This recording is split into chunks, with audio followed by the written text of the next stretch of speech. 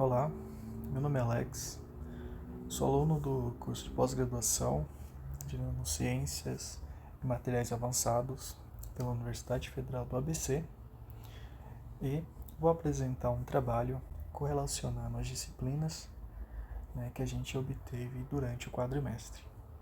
Nesse caso, eu vou comentar um pouco sobre a avaliação das propriedades reológicas da blenda PAD virgem com PAD reciclado. Antes de entrar no tema, uma coisa que eu queria também ressaltar, como eu ainda não tenho o projeto pós-graduação, há poucos dias eu recebi uma proposta da empresa, onde eu atuo hoje como colorista pesquisador do Colorworks, no setor de desenvolvimento de master batch. Eu ainda não tive como linkar os estudos e fazer uma apresentação formal, por falta ainda de pesquisa em si. No começo, eu sou aluno orientado pelo professor Humberto, sou linha de pesquisa voltado mais para cerâmicas, e ele me interessou por já trabalhar na minha faculdade com nanocompostos, grafeno, e daí ele queria que a gente pudesse linkar esse tema junto à questão da metameria, principalmente nas cores em cerâmicas.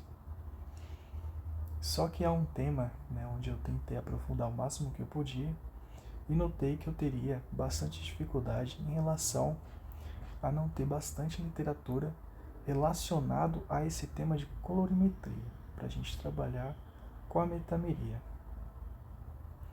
Com base nisso, eu busquei novos projetos, no qual a empresa onde eu atuo, na Avent, me indicou um projeto que seria trabalhar a pane, onde a gente ia incorporar ela em um filme IPE para ela atuar como um sensor, no sentido de aplicação em embalagens plásticas, de frutas ou alimentos em comum, onde a lei possa alterar o pH e daí a pane ia ser acionada como um sensor, mudando de cor a embalagem, mostrando que aquilo ali já estaria com uma validade um pouco postergada. Mas ainda, como foi há poucos dias que a gente que eu recebi essa proposta, eu ainda vou conversar com o meu orientador para daí em si a gente poder dar continuidade nesse tema. Mas antes disso,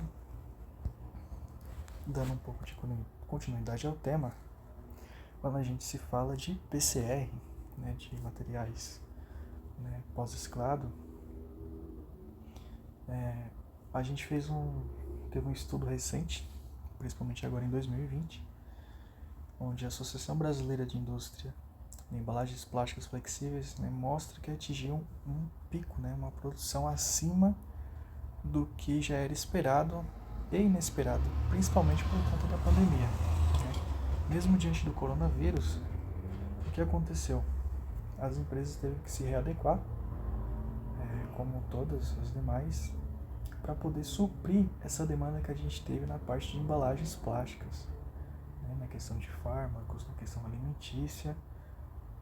Isso eu digo também com propriedade em relação ao aumento de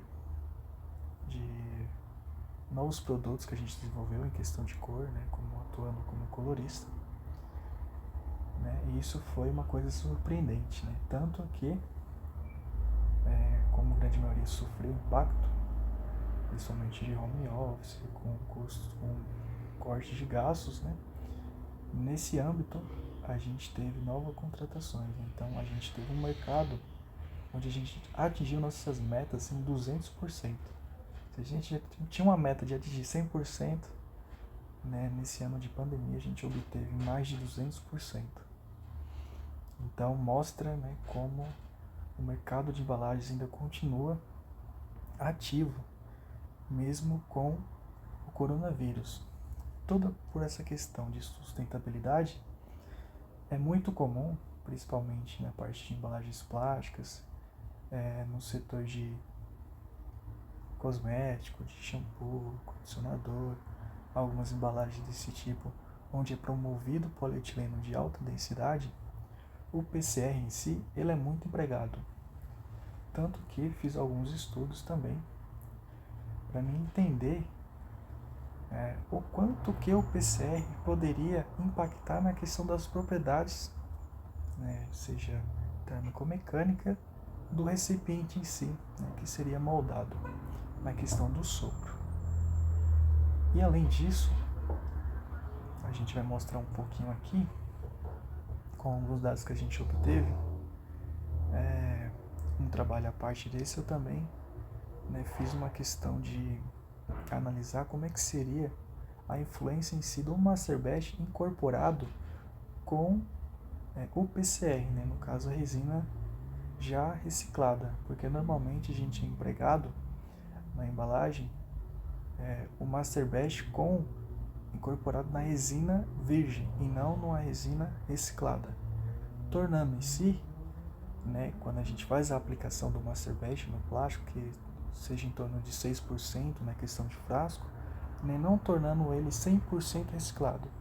E a gente incorporando a resina ao master batch, a gente em si teria os 100% reciclado.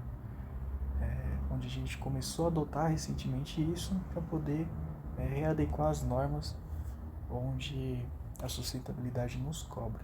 É uma maneira da gente também tentar atender da melhor forma, entregando um produto com tecnologia suficiente para poder comportar todas as necessidades que aquela embalagem será empregada. Então, trazendo um pouco dessa introdução, é um assunto bastante interessante, mediante a nossa situação atual. Comentando um pouco rapidamente sobre a metodologia de reciclagem de polímeros, a gente pode classificar ela em 4 categorias, na primária, secundária, terciária e quaternária, onde a gente tem pequenas diferenças entre elas. No caso da primária, a gente consiste principalmente na conversão daqueles resíduos poliméricos pelo processamento padrão de produtos, onde a gente tem características de polímeros virgens. Na secundária, a gente já tem esse processo tecnológico voltado justamente para polímeros que já foram reciclados, processados. Na terciária, a gente tem como processo tecnológico voltado principalmente a insumos químicos. E na quaternária, a gente tem aquele processo tecnológico, onde a gente tem a recuperação de energia de resíduos poliméricos, principalmente por incineração controlada. Rapidamente aqui, só comentando um pouquinho sobre o tipo da reciclagem, a gente vai ter a nossa coleta, onde a gente vai ter a separação dos polímeros a ser reciclado, do polietileno, do PP, do polipropileno, e a gente vai fazer essa seleção. Como essa aqui é voltada para o polietileno de alta densidade, onde a gente vai obter frascos, então a gente fez a separação, que pode ser por densidade ou até mesmo pelo equipamento, onde consegue diferenciar esses produtos. Logo em seguida a gente vai ter a separação das peças contaminadas, para a gente ter um processo sem contaminantes. Tendo o plástico, a gente faz o empacotamento para poder fazer essa trituração, a lavagem para retirar as impurezas que ficou, e a partir daí a gente vai pelo processo da secagem, onde a gente vai poder obter tanto o polietileno de alta densidade granulado ali, ou reprocessar ele, para a gente obter o PCR final, na forma de produto ou de grânulos. Nesse caso aqui a gente tem uma simbologia, onde a gente utiliza principalmente para identificação de embalagens poliméricas. Isso aqui também pode ser de uma maneira visual também, principalmente na parte da coleta, para fazer a observação de qual material a gente pode estar utilizando para separar. Então toda a embalagem plástica que você obtiver em casa, seja uma garrafinha Tupperware, aquelas embalagens que a gente utiliza para o micro-ondas, todas elas vai ter essa identificação, onde vai estar mostrando qual tipo de polímero é utilizado naquele recipiente. Agora, se tratando em reologia, entra a parte mais interessante da apresentação. Quando a gente pensa em reologia, a gente principalmente vai pensar no seu comportamento, né? Como é que o material polimérico ele vai se comportar no seu estado fundido, porque é ali onde acontece, né, toda a mágica, digamos assim. Em geral, quando a gente tem um parâmetro, né, de viscosidade em relação à velocidade constante, nesse gráfico aqui ele está mostrando 3 curvas, né, cada um com seu tipo de comportamento. No primeiro, que está escrito pseudoplástico, né, ele quer dizer que o material, quando ele é submetido a uma tensão de cisalhamento, as moléculas ali, ela tende a se orientar, né, de forma onde foi a força aplicada, e isso vai acarretar uma menor viscosidade. No dilatante, ele apresenta um aumento da viscosidade com a tensão de cisalhamento. E no newtoniano, sua viscosidade ela é constante, né? Observa-se no gráfico que ela se mostra constante. Quando a gente pega esses princípios aqui, é muito importante para a gente entender de que forma o material vai se comportar, né, durante o processamento e qual características ele vai apresentar logo em seguida. Né? Por quê? Quando a gente começa a pensar nisso, a gente pensa na elevada massa molar, né, na distribuição, né, dos tamanhos das macromoléculas, né, se a gente vai ter um grande número de conformações estruturais. Por quê? Né? Porque elas são responsáveis pelas grandes diferenças de fluxo. E isso vai refletir diretamente no processamento. Né? Nesse caso, no reprocessamento, porque a gente está fazendo uma avaliação de um PCR, de um material que já passou por um processo de transformação e onde ele está sendo reciclado, passando por um reprocesso.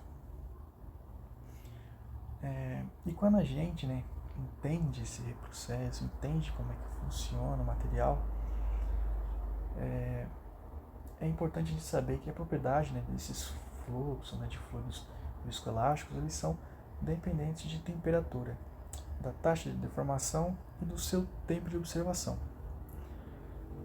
Dentre das propriedades geológicas, né, a viscosidade é um dos parâmetros mais utilizados no estudo de comportamento dos materiais poliméricos durante o processamento.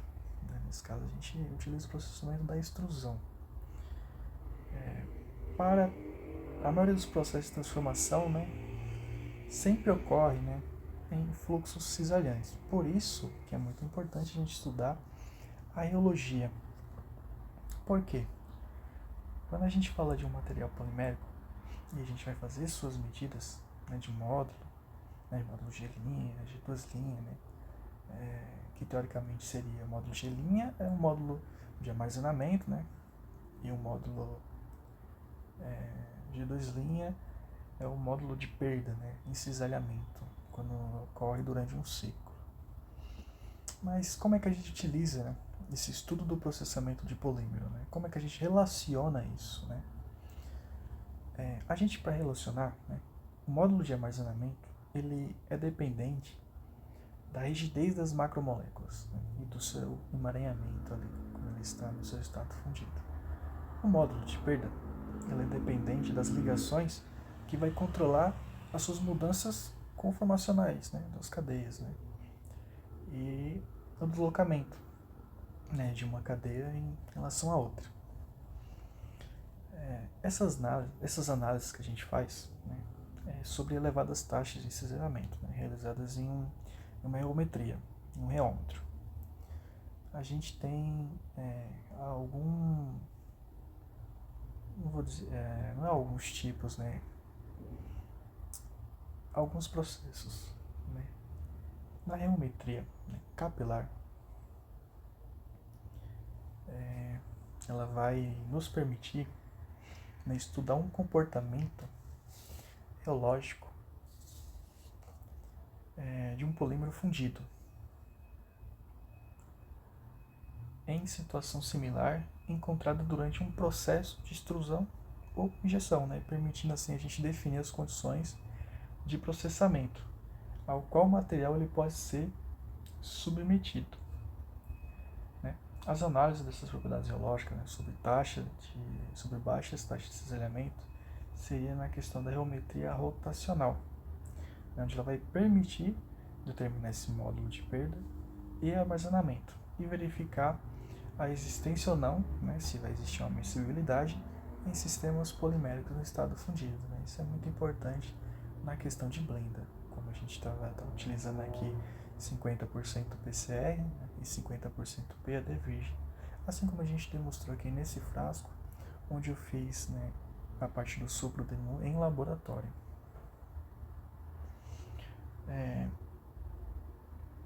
O objetivo, né, principal é a gente estudar a influência da incorporação do material reciclado pós-consumo ao PAD virgem. Aqui a gente tem a fotinha com o polietileno virgem, né, com o grade que a gente utilizou, né, dentro do laboratório, e o frasco PAD, 50%, reciclado, 50% resina virgem.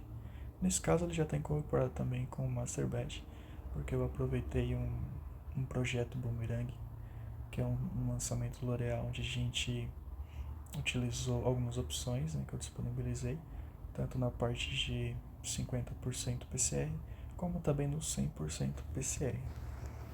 Só que a gente tem, né, uma certa dificuldade de estar empregando na questão de 100% PCR, principalmente porque, dependendo do grade do PCR, ele se torna um pouco escuro, né, porque ele tem alguns agentes contaminantes, né, principalmente o óxido de titânio. Né. As empresas não revelam, mas a gente que é colorista, a gente tem esse entendimento, né, que o titânio ele é presente e muito presente na formulação, e isso dificulta a gente trazer intensidade nas cores.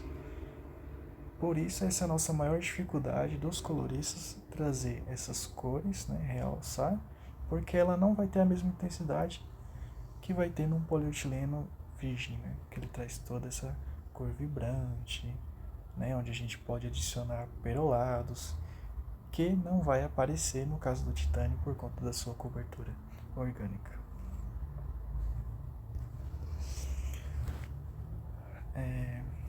Aqui a gente trouxe alguns gráficos, né, foi feito, né,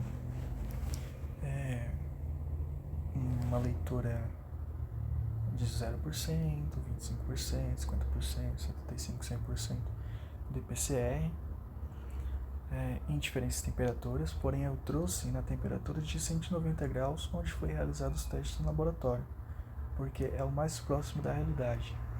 Eu sei que a temperatura vai influenciar bastante nos resultados, só que se for utilizada aquela temperatura, vai sim trazer os resultados? Vai, mas como eu não utilizei no processo, eu não trouxe justamente para também não prolongar muito os slides.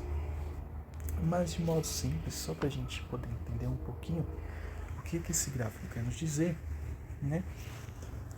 No regime aqui permanente, a gente apresenta os resultados de viscosidades a baixas taxas de cisalhamento, né, para essas formulações que eu acabei de mencionar: 0,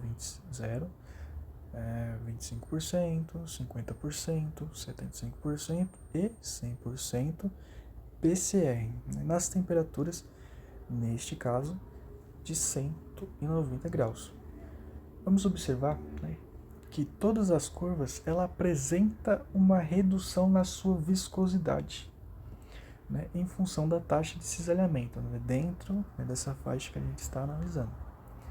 Ela não apresenta, importante, né, que ela não apresenta um platô newtoniano. A gente tem as suas curvas aqui, né, onde a gente faz essa análise aí da redução da viscosidade.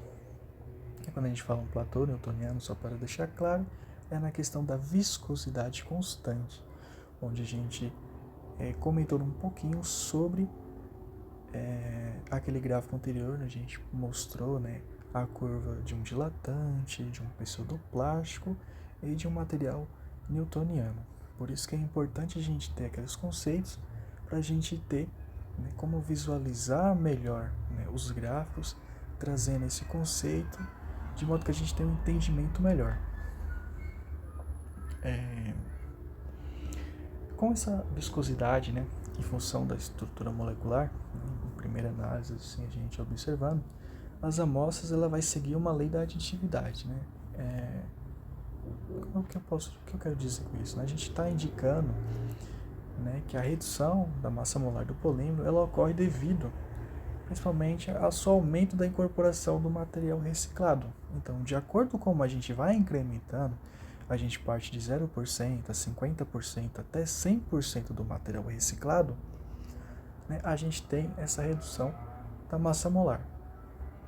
Com o aumento, né, da temperatura, né, houve sim uma diminuição nos valores da viscosidade.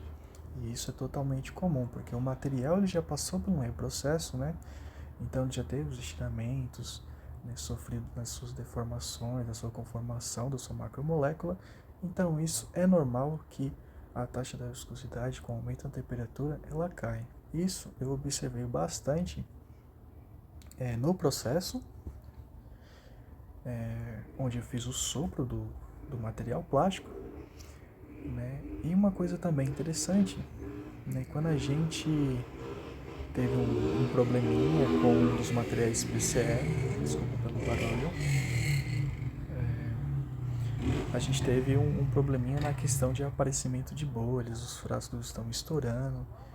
E, teoricamente, né, uma das cláusulas que foi levantada pela pessoa que recebeu o nosso produto, comentou que poderia ser interferência do próprio PCE na questão de umidade.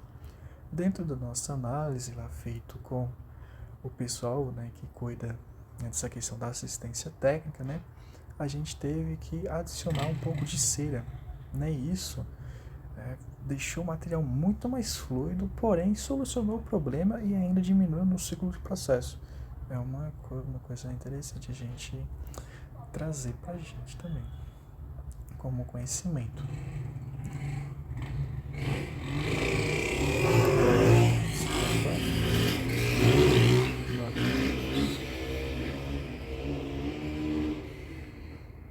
Voltando, no regime transiente, né, a gente aqui observa que tem um crescimento de tensões e relaxações, né, de tensão, né, para essas formulações, né, de 0, de 25%, 50% até 100%, né, com diferentes taxas de cisalhamento. Né. Nesse caso, foi escolhido a de 2,5, porque assim, foi de 0,5 segundos, 1,5 segundos, só que essas tensões elas não eram significativas, né? Não tinha essas perdas consideráveis. Então, com 2,5%, eu trouxe um gráfico onde ela realçou mais ainda esses valores, né? Mostrando que teve esse crescimento dessas tensões. Eu não sei se eu deixei claro também, né? Dentro da legenda aqui a gente tem que o quadradinho é o 100%, é onde eu sempre deixo mais, né, mais explícito, né, porque ele onde a gente está adicionando 100% do material PCR, então é sempre importante a gente ter como esse dado um fator determinante aqui na nossa análise em relação aos outros, né, que a diferença é um pouco menor. Nesse gráfico aqui também é bastante interessante, a deformação em função do tempo, né. A gente observa aqui que a resina de 100% PCR, né, que é o quadradinho, na sua legenda que dá para observar um pouco melhor, ele é mais facilmente deformado, né, enquanto, né, comparado com a resina virgem, né, que é menos deformável. Né. Normalmente, né, esse comportamento ele pode ser atribuído à menor quantidade de emaranhamentos, né, quando está no seu estado fundido, né, consequentemente uma menor massa molar, né, perante, né, o reciclado. Então isso é totalmente aceitável, né, que ele se torne um pouco mais deformável, né, porque o PCR ele já passou por um processo anterior e não tem a mesma estrutura de um polietileno de alta densidade virgem que passou por esse processo. Aqui a gente tem no regime capilar, onde a gente tem a viscosidade em função da taxa de cisalhamento, né? Esse resultado aqui, ele apresenta, né, esse resultado apresentado aqui, ele sugere que o aumento, né, da incorporação do material reciclado na resina virgem, ele ocorre uma tendência de aumentar esse índice de potência, né, e diminuir o pseudoplasticidade do material. A adição desse material reciclado, ele torna a composição menos pseudoplástica, portanto, com menor influência na taxa de cisalhamento na sua viscosidade. Então, de modo geral, o que a gente pode tirar de conclusão, né? Devido a essa redução da massa molar das blendas, o menor acúmulo de tensões, o aumento da sua distribuição e o material PCR, reciclado, são menos pseudoplásticas que a resina virgem, né? Isso é totalmente coerente, né? Porque é muito provável que vai ter um menor acúmulo de tensões, porque quanto mais a gente incorpora o material que já passou por um processo de conformação plástica, né, na extrusão, né, vai modificar as suas cadeias, né, são materiais que já foram reprocessados, então é comum. Redução da massa molar das blendas é também muito comum também devido à sua incorporação da resina, o aumento da sua distribuição também das macromoléculas, da forma como ela se comporta, também é coerente, né? E logo ele se torna um material menos pseudoplástico do que a resina virgem, né? Como a gente já tinha comentado anteriormente, porque quando o material é submetido a uma tensão de cisalhamento, né, as moléculas tendem a se orientar na direção que foi aplicada a força, né? E isso é claro que vai acarretar essa menor viscosidade. Então, achei muito interessante fazer a avaliação das propriedades geológicas, principalmente por levantar um tema onde eu tive bastante proximidade nesses últimos anos, né? Devido à pandemia, eu tive que trabalhar sozinho, né? Por conta que a gente não poderia ter contato. Foi um momento de bastante aprendizagem, onde eu tive contato com bastante conhecimento nessa questão do PCR, do material reciclado. Então, tanto na parte do desenvolvimento, como na parte da assistência técnica, né, podendo agregar conhecimento, né, na parte da minha curiosidade em fazer a avaliação reológica desses materiais, principalmente do Master Batch incorporado a resina reciclado, que isso é uma coisa nova aqui no Brasil, que a gente está trazendo, né, para a gente poder atender de verdade os 100% reciclado quando a gente apresenta um projeto, né, de uma embalagem renovável. É muito gratificante, né, dentro disso, né, em outros aspectos também, quando a gente traz a disciplina para si, onde a gente tira esses conceitos, né, principalmente na parte de processamento, de como o material ele vai se comportar, quais tipos, né, de processos a gente pode pensar que aquele material pode ser aplicado depois. Então, lá dentro eu trabalho tanto na parte de desenvolvimento de cor em filmes, na parte de sopro, na parte de injeção. A gente também faz extrusão, a gente faz incorporação de blendas na Dries, né, que é um misturador mecânico. A gente consegue, né, ter uma melhor vivência de toda a teoria. Isso é bastante gratificante, né? Um projeto que pode ser lançado nos próximos tempos, digamos assim, né? A gente recebeu, né, isso aqui é só um caso à parte, uma curiosidade minha. É um projeto que pode ser aprovado, né, pela Natura. Lá fora existia um composto, né, na qual eles formular um Master Badge e obteve uma característica bastante interessante de aspecto visual, né, parecido com madeira. Só que eles não podiam compartilhar, né, com a gente a sua formulação. E há uns tempos atrás eu tinha estudado um pouco sobre a casca do arroz, né, principalmente na questão térmica, se ele resistia a altas temperaturas, como ele se comportava no material polimérico. E eu consegui desenvolver isso em relação à casca do arroz. Então, para a Natura foi muito interessante, porque ela pegava a casca do arroz junto com outros tipos de compostos que sobrava né, do processamento que eles utilizavam e era descartado. E agora, né, eu fiz um desenvolvimento desse Master Batch, onde ele pode fazer o reaproveitamento e incorporar as suas embalagens plásticas, né, principalmente em tampas ou então em algumas peças, né, que agora já estou desenvolvendo em ABS. Nesse caso, eu fiz em polipropileno. Então, é muito interessante porque a gente às vezes pega um feeling de uma aula e a gente pode colocar ele em uma aplicação, né? E isso é bastante interessante. Eu queria aproveitar, né, essa oportunidade, como eu não pude, né, apresentar anteriormente, né, devido a alguns problemas de saúde, onde eu tive que estar passando por várias consultas, cirurgias e tudo mais. Mas fica a minha gratidão, né, pelas aulas, agradeço pela atenção e fico por aqui.